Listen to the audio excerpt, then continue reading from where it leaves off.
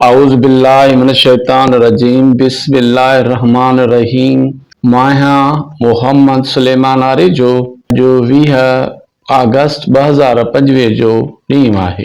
पंहिंजे प्रोग्राम क़ुरान छा थो चए में मौजूदु आहियूं। अॼु असांजो मौज़ू आहे लफ़्ज़ इमाम जो इस्तेमालु क़ुरान में। लफ़्ज़ इमाम जो मादो आहे अलिफ मीम मीम।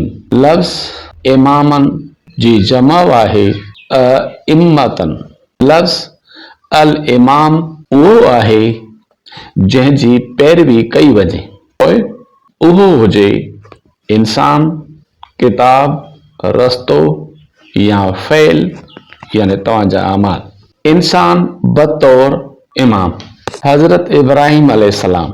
सूरह नंबर 2 बकरा आयत नंबर 124। ऐं जॾहिं इब्राहिम खे संदसि रब कुझु ॻाल्हियुनि में आज़मायो ऐं हिन उन्हनि खे पूरो कयो त अल्लाह ताला फरमायो त बेशक आउं तोखे इंसाननि जो इमाम यानी इमामन करण वारो आहियां। अर्ज़ कयो त छा मुंहिंजी औलाद मां बि?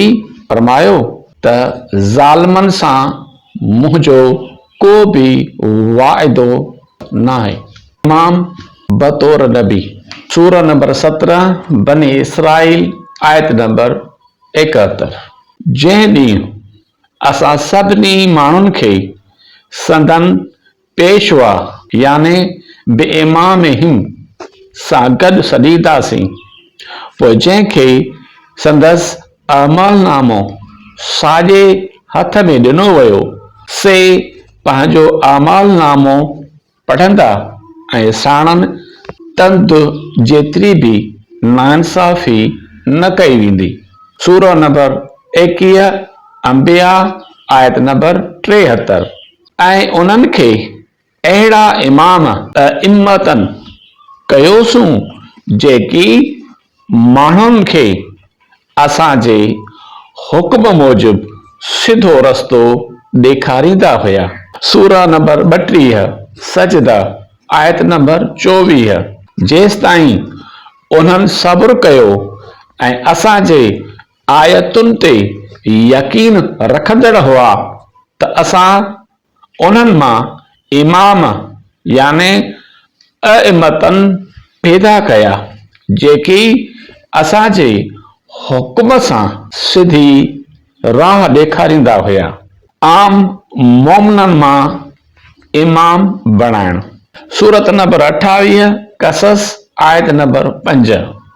ऐं असां घुरियो त जिन खे मुल्क में हीनो करे रखियो वियो हो तिन ते एहसान करियूं ऐं उन्हनि खे ई सरदार यानी अइमतन करियूं, उन्हनि खे ई वारिस करियूं।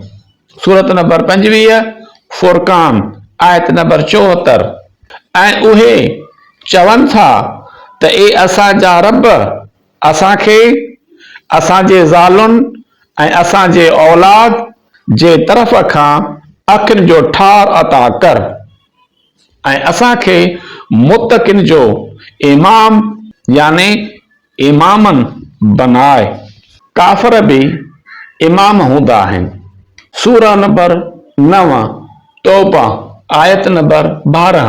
ऐं जेकॾहिं उहे अहद करण खां पोइ पंहिंजा कसम टोड़ीनि ऐं अव्हां जे दीन ते ताना हणनि त काफ़िरनि जे सरदारनि यानी इम्मतन सां जंग करियो, छाकाणि त उन्हनि जो वाकई को अहद नाहे।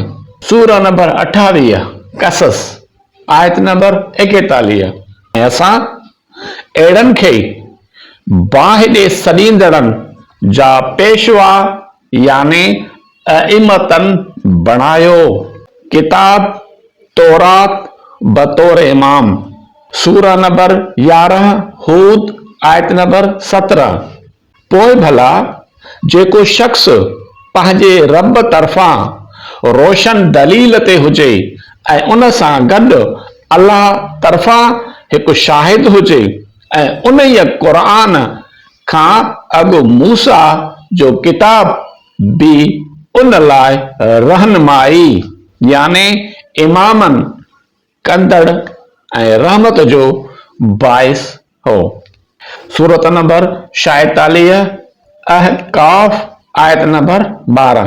ऐं हिन क़ुरान खां अॻु मूसा जो किताब रहनुमा याने इमामनि ऐं रहमत बणिजी आयो हो, रस्तो बतौर इमाम। सूरत नंबर 15 हिजर आयत नंबर 79। पोइ असां उन्हनि खां बदिलो वरितो ऐं बेशक उहे ॿई शहर लूत ऐं मदीन जी बस्ती शहरा याने लबिइमामिन ते यकीनन मौजूद आहिनि। इंसान जा अमाल बतौर इमाम। सूरत नंबर 36 यासीन आयत नंबर 12। बेशक असां हिकु ॾींहुं सभिनि मोलनि खे ज़रूर ज़िंदा कंदासीं ऐं जेकी कुझु हू कंदा रहनि था सो सभु असां लिखंदा वञूं था ऐं निशान बि, ऐं हर शइ खे असां हिकु पधरे किताब याने इमामिन में दर्ज करे रखियो आहे। सूरत नंबर 75 क़यामा आयत नंबर 5। बल्कि इंसान चाहे थो त आईंदा बि गुनाह जा कम याने अमामहू कंदो रहे। मोज़िस सामाइन लफ्ज़ इमाम क़ुरान पाक में 12 सूरतुनि ऐं 13 आयतुनि में इस्तेमाल थियो आहे। ॿियो वरी अजीब इतफ़ाक़ ही आहे त इस्लामी तालीमात में 12 इमामनि जो तस्वर आहे ऐं वरी जिन सूरतुनि में लफ्ज़ इमाम जो ज़िक्र थियल आहे उहे सूरतूं बि 12 आहिनि। जहिड़ी तरह बकरा, बनी इसराइल, अंबिया, सजदा, कसस, फुरकान, तौबा, हूद, अहकाफ, हिजर, यासीन ऐं क़यामा। मोज़िस सामीन इन्हनि 12 सूरतुनि जो जेको लुबे लुबाब आहे त इमाम इंसान बि थींदा आहिनि। जहिड़ी तरह इब्राहिम अलैहिस्सलाम सभु नबी सगोरा ऐं ईमान आणण वारा मोमिन, ईमान आणण खां पोइ मोमिन जी हर वक़्तु दुआ हूंदी आहे त हे असांजा रब असांखे मुतक़िन जो इमाम बणाए। किताब तौरात बि इमाम, रस्तो बि इमाम ऐं इंसान जा पंहिंजा आमाल बि इमाम। उन खां अलावा जेको इमामत जो उहिदो आहे इहो सिर्फ़ हक़ वारनि जो न, हक़ जा इमाम बि हूंदा आहिनि ऐं कुफ्र जा इमाम बि हूंदा आहिनि।